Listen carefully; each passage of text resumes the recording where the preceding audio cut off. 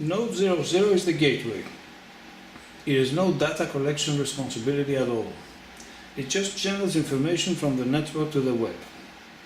This gateway is connected over a USB to the PC running the EW bridge.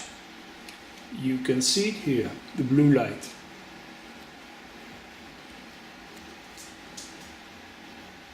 There is also another gateway into development that plugs directly into an Ethernet socket without the requirement of a separate PC.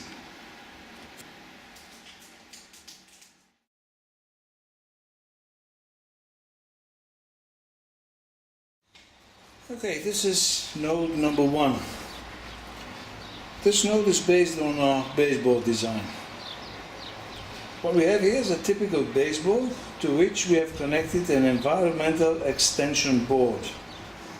The environmental extension board measures temperature, humidity and light, ambient parameters. And you can see this at the top of the model. It is right there.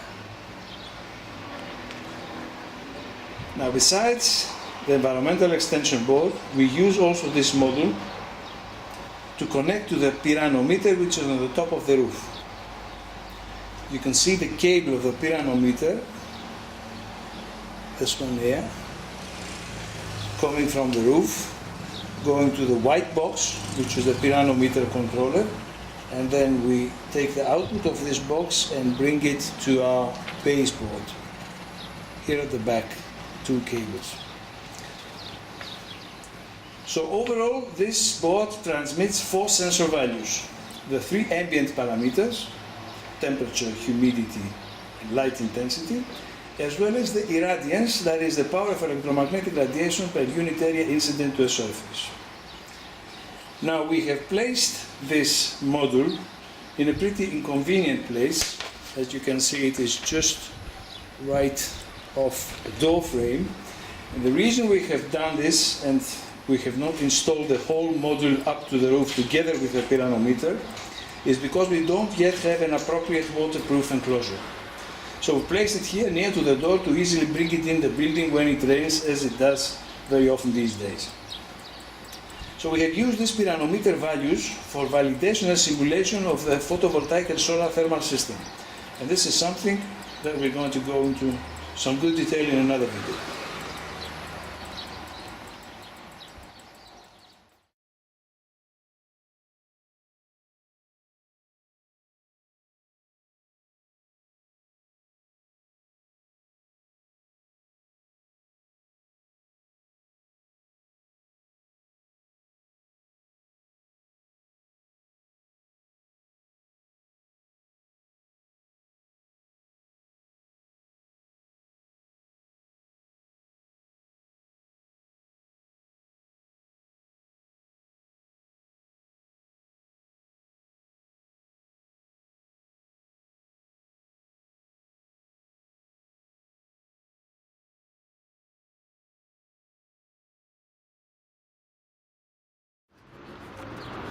We're now up at the roof of our building.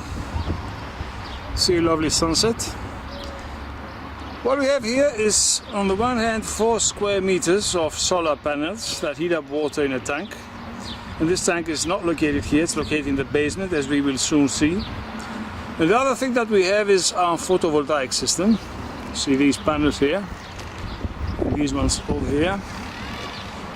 So 5 kilowatts of photovoltaic panels that connect to an inverter, again at the basement, along all other equipment, cabinets, batteries and so on. We'll take a closer look to all these towards the end of the video. Now, from the point of view of instrumentation, there's nothing really installed up here. It was far more convenient to have everything placed and installed at the basement, both for the thermal as well as the PV systems. An exception is the pyranometer that could only be installed up here. Now we are walking towards this small device, which you can see here. This is the pyranometer, and you can see its cable, which runs down to our node number 1 at the floor below, as we showed just before. So this is the pyranometer, and these are some nice views of Athens. the basement, in the heating and the hydraulics room, just in front of us, we can see this burner unit, which is running on diesel oil, and just behind it, it's all the piping that takes the water up the building floors for heating purposes. If we move a bit to the right, this is large yellow tank, which is the hot use water tank, used for storing hot water that can be heated either by the burner or by the solar thermal unit. And further to the right, still more piping.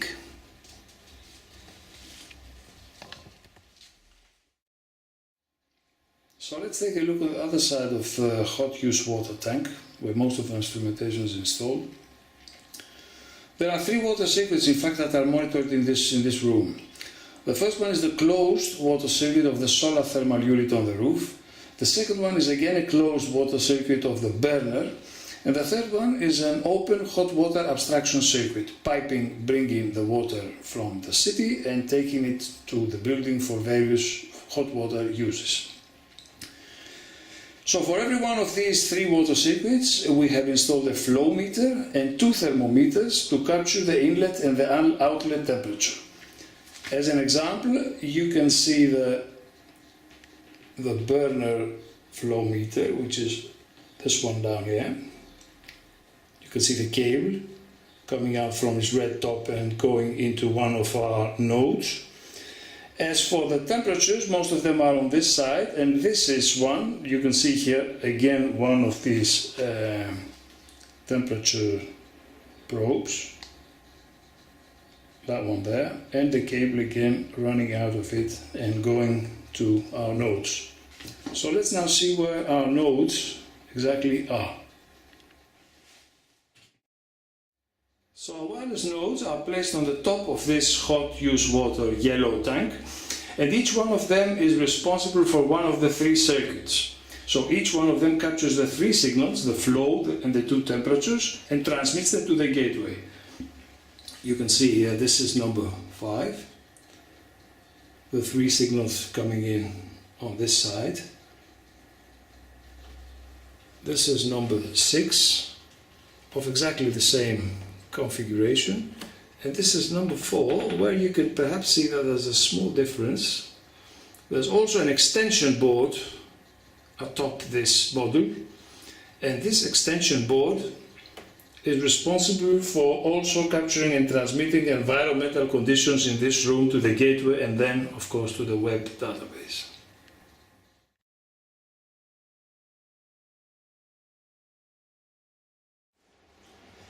These three nodes are one-phase energy meters, all of them based on our energy board designs.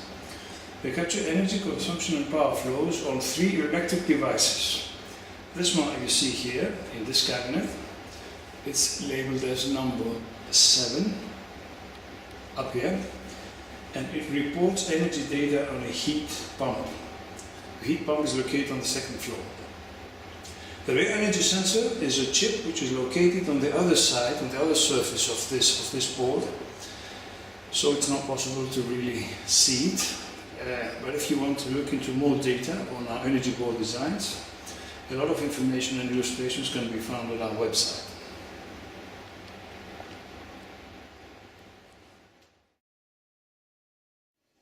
Now, this is a really very strange node, node number 8. It's a one-phase oven energy meter and it has been placed in a steel enclosure just above the oven. Now, Vangelis will pull out the oven here so we can take a more clear look. There is it. There is our energy meter placed just above the oven. So this is quite an unlikely location, a real Faraday cage. Okay, Vangelis, now you can push it in again. It's been used just to check the transmission under such difficult conditions. This node has only partially been successful in sending its data to the network. Of course, we can rely on our buffering technique embedded in our dynamic routing to address this case. After testing this approach, we opted, however, for setting up a relay node and placing it close to this energy meter so that it will allow it to always connect without any problem and risk of data loss. This is node number 9, again a one-phase energy meter built on our energy board design, similar to the one we just previously saw for the heat pump. You can see the encasing here is not very professional. We have only developed encasings for cabinet at this moment in time, and are designing now the encasings for the, let's say, standalone outside the cabinet models. So you can see that this is the washing machine. You can perhaps hear it also working. So this is node number 9.